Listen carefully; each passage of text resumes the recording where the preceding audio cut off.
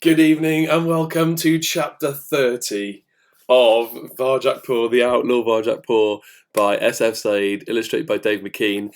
And Varjak is going into the tower after Sally Bones. After Cludge came and scattered all the Bones' cats. Yes, right, here we go.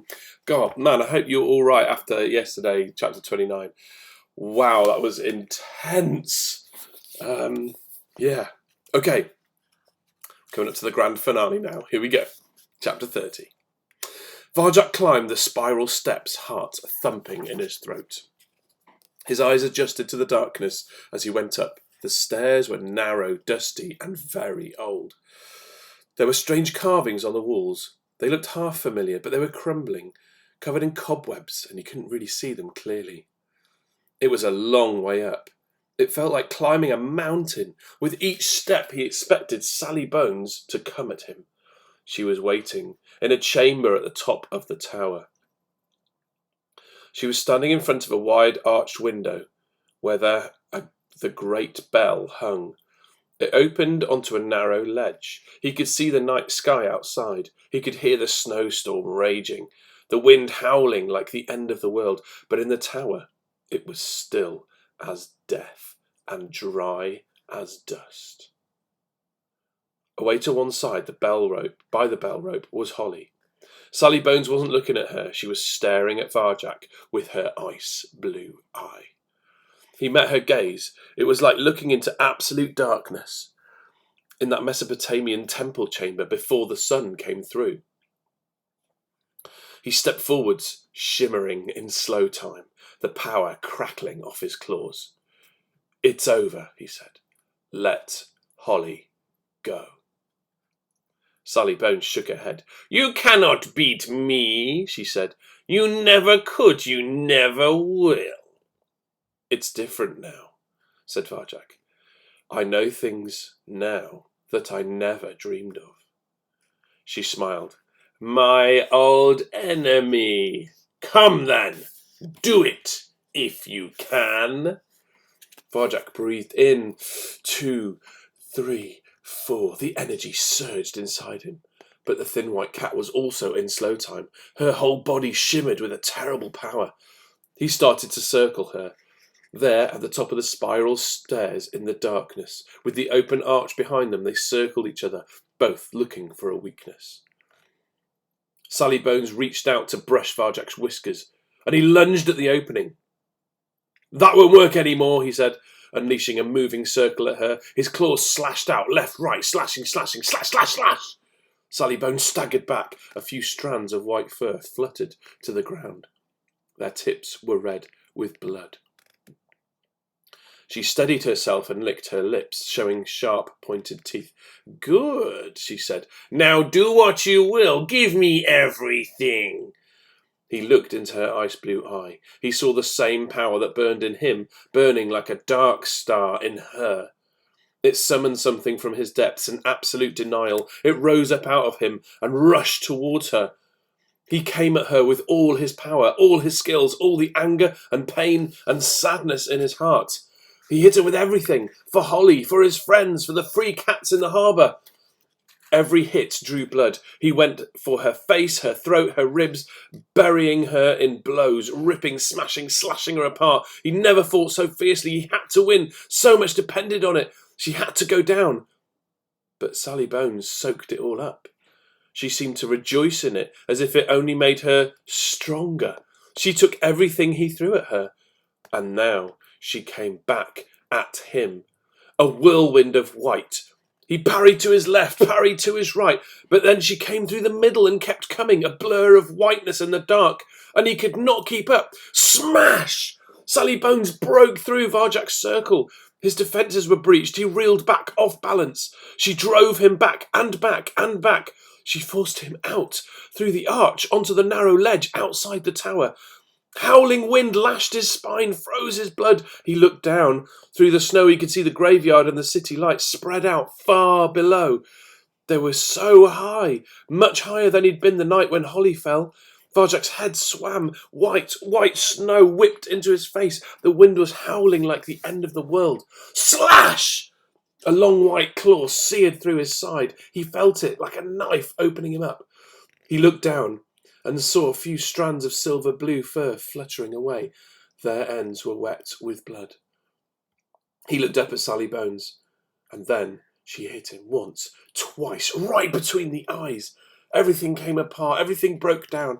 Varjak spilled onto the ledge like liquid. He felt emptied, like a black hole, like a star imploding. No power left. I can't believe it. She's done it. She's beaten me again. Sally Bones stood over him on the ledge of the tower. She was looking down at him with her ice blue eye. She was the better fighter. She knew it, and so did he.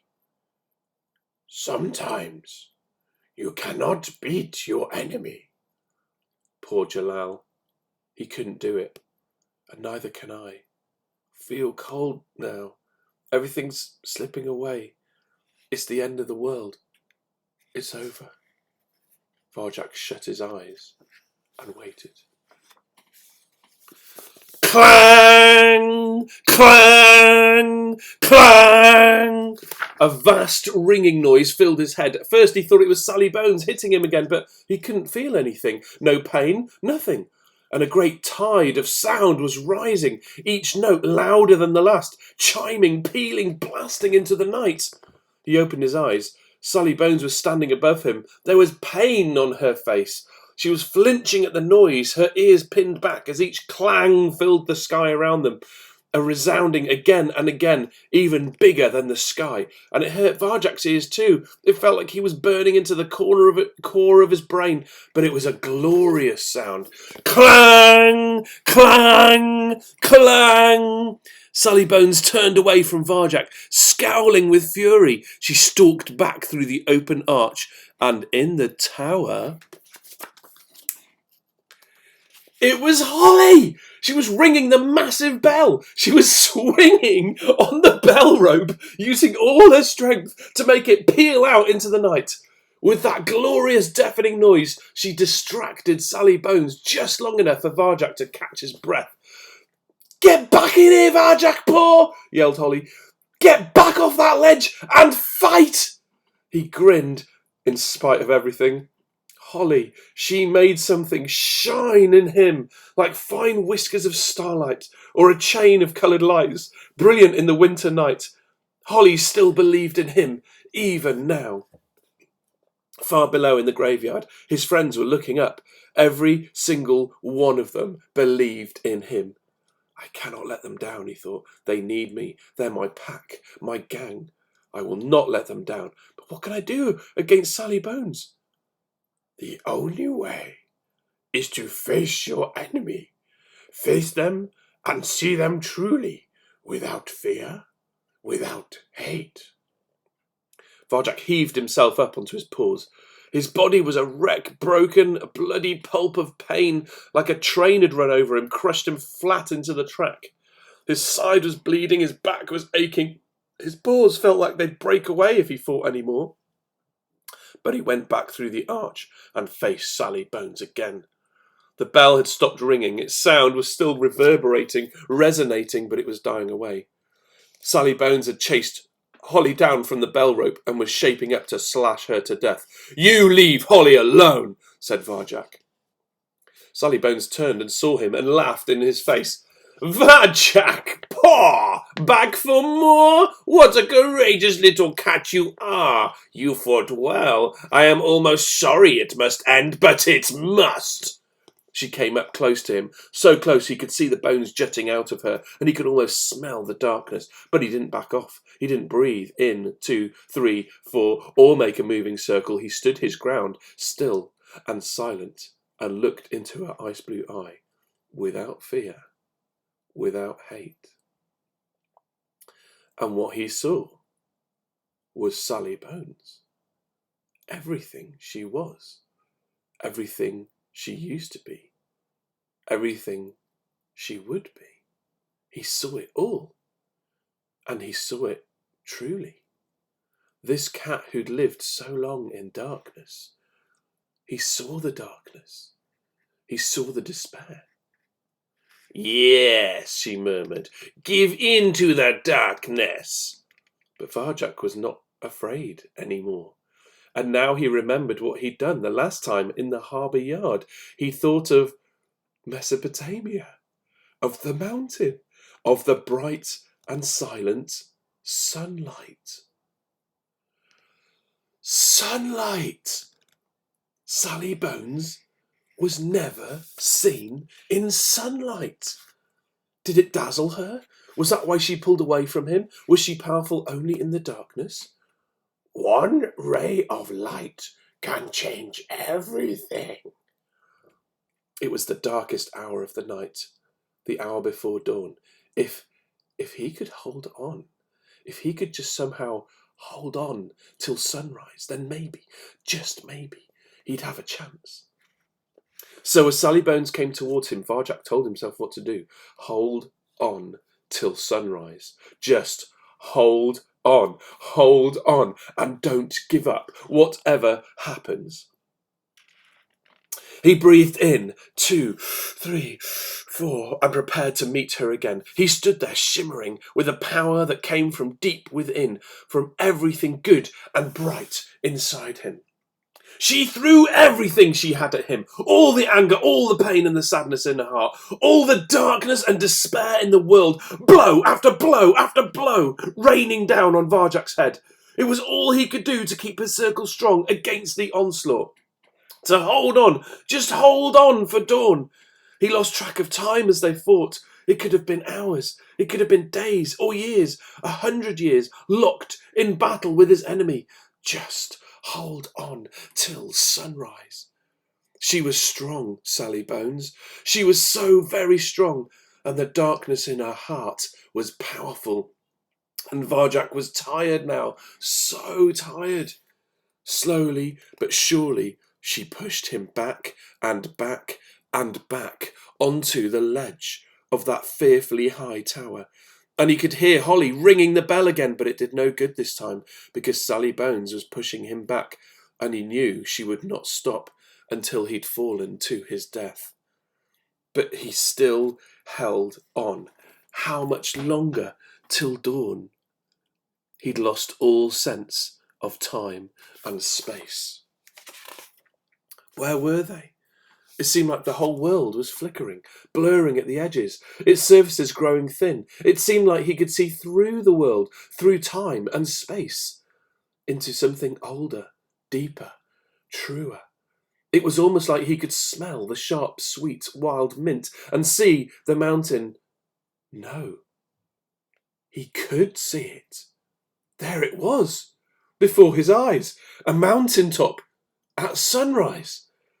He was on top of the mountain, on the snow-capped ledge, and there was Sally Bones in this secret place with him, just as he'd seen her in his vision in the pool. The sun of Mesopotamia was rising higher in the sky. The sunlight beat down on Sally Bones, the bright and silent sunlight. It reflected off her snow-white fur. It grew brighter and brighter, more and more brilliant, and Sally Bones stepped back from Varjak, blinking in the light. She looked dazzled. She looked dazed. She closed her eye and cried out, "No, no, no!" Her cry must have snapped him back to his senses, because the world grew solid again, stopped flickering, and they were back on the ledge of the tower, high above the graveyard. The city was spread out below, but even here in the city, the sun was rising in the sky. It was dawn, a beautiful dawn. Sally Bones was clutching her head in the daylight. Her ice blue eye was closed. Varjak had made it. He'd held on till sunrise, and now he had the chance. In darkness, he knew he'd never beat her, but in daylight, maybe he was stronger than he knew. He came at her with the last drop of strength left in him. He came at her, and she could not stop him. He drove her back to the edge until there was nowhere left for her to go. She looked at him one last time with a strange expression on her ice blue eye, and then she lost her balance, lost control, and Sally Bones, the thin white cat, fell and fell and fell away from view. He looked down from the ledge. He was so tired after the endless night, it seemed to him that the world flickered one last time, and he thought he could see her tumbling from a mountain peak, down, to a sunless sea. He never saw her hit the ground, but what he saw, her gang. But he saw her gang and his friends all staring at something in the snow, staring and rubbing their eyes. It was hard to be certain from this height, but it looked like the body of a thin white cat, fallen from the tower and broken on the ground below, white against white. He couldn't be sure, but buried in the white, something that might have been a chip of bluest ice, melting in the snow.